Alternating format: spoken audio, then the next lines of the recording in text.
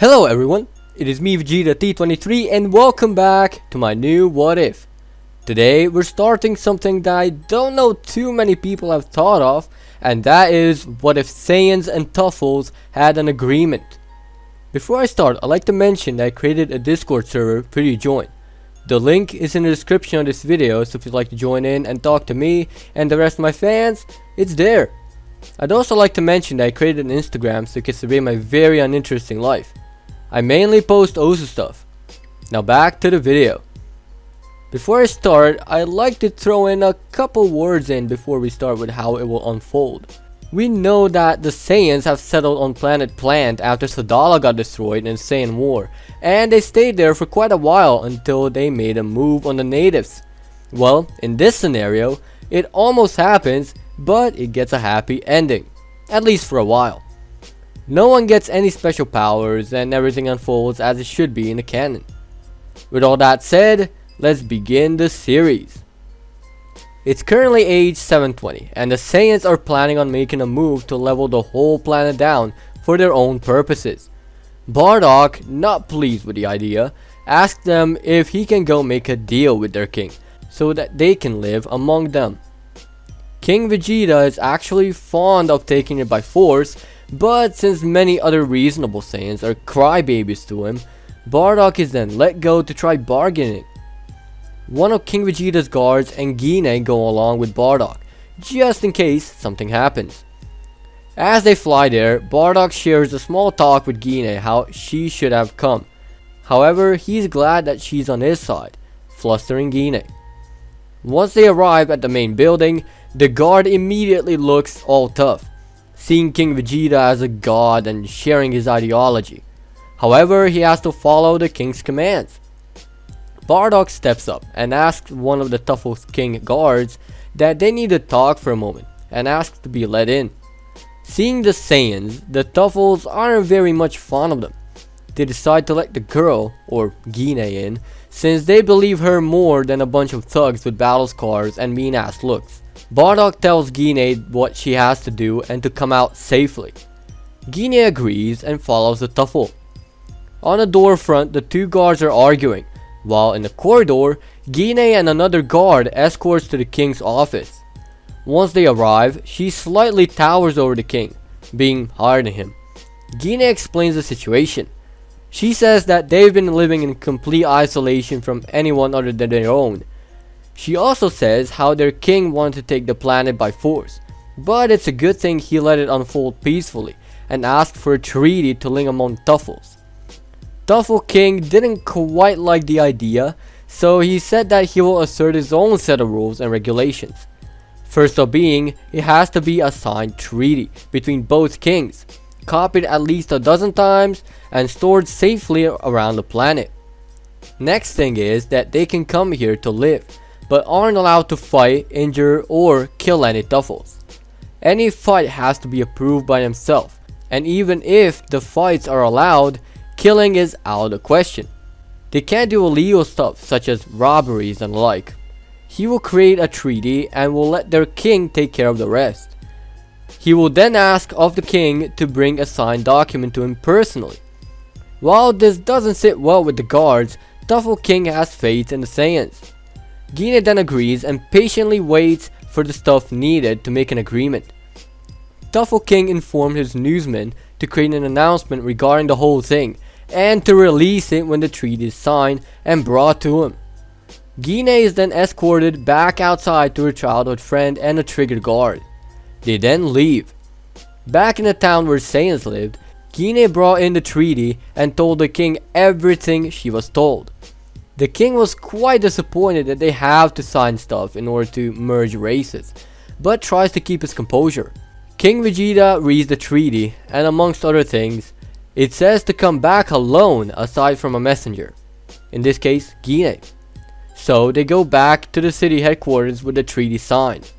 Upon arrival, they recognize the king and they escort them back into the office. King Vegeta, trying to be formal and not lose temper, hands the document to the Tuffle King. The king is pleased and the two majors begin talking, getting the hang of each other. Gine is then excused and the announcement is released to the public. Saiyans are now allowed to roam the streets and even live in the city. Gine was the first to go in a public place, and everyone is scared at first, but they sense that this Saiyan woman is not like a Saiyan, and the power level confirms it. Although she took it to herself a little, wanting to become a fighter and all, but incapable. Meanwhile, the two kings then decide on what they should do. For starters, Saiyan will be given place in the city and rural areas if they so please, and they will get a small salary while unemployed. Seeing the rapid potential of the Saiyans, they think of whoever wants to get a well-paid job, they can do it with ease. King Vegeta is also fond to teach the Tuffles some new ways of being fighters too, as the Saiyans are all about that. They're always in high gear in battles. Vegeta even thinks that if a Saiyan ends up with a Tuffle, the hybrid will be stronger than both combined. Tuffle is a bit scared about the possible consequences of that, but keeps it on a positive note. Vegeta finally realized what it's like to be a part of a peaceful race, and finds it calming and nerve-wracking at the same time, mostly because his Saiyan instincts always ask for action. As some Saiyans move in the city, some stay in their villages, occasionally coming in city to gather materials to make a neat little town instead of living in dirt huts. Some Saiyans who are interested in Tuffle technology are taking courses on IT work and such. The ones that are hard into fighting are learning the basics of training people.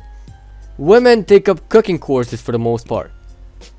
It's age 725 and Prince Vegeta was born. He was a very high potential Saiyan, probably the best they ever had.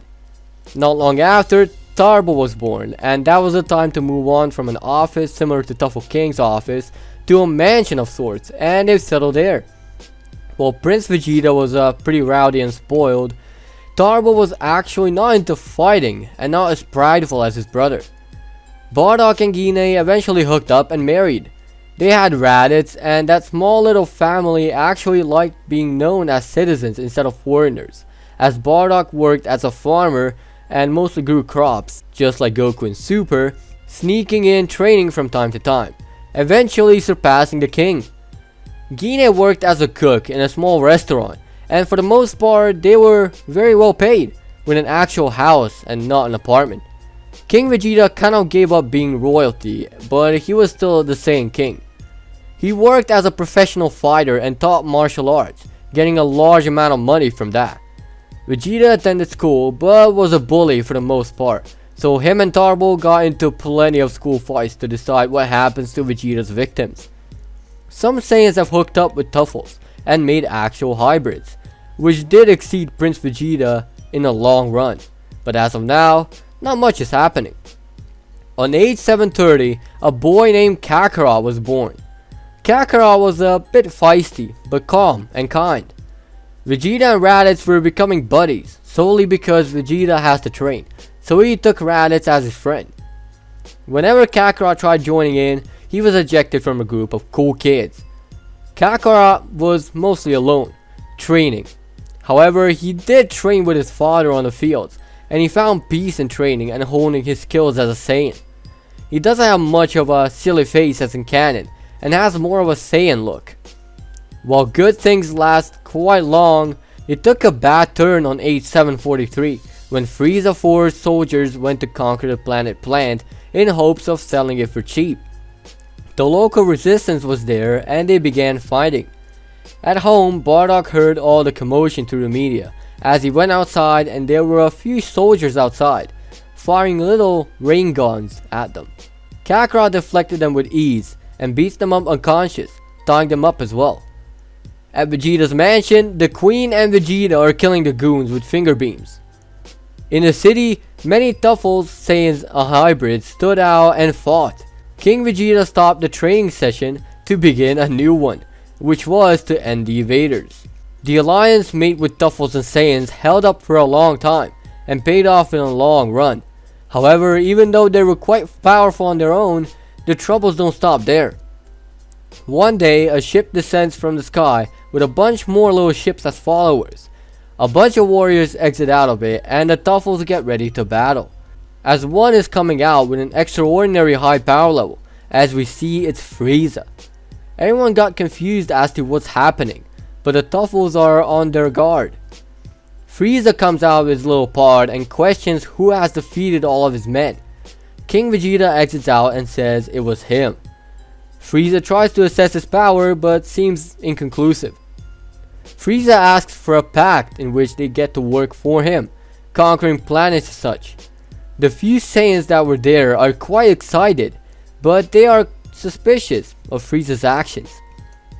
And with that, we're leaving things be for now. Thank you for watching.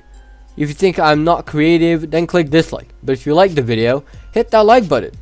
If you'd like me to cover your idea in the near future, comment down below. And as always, peace out.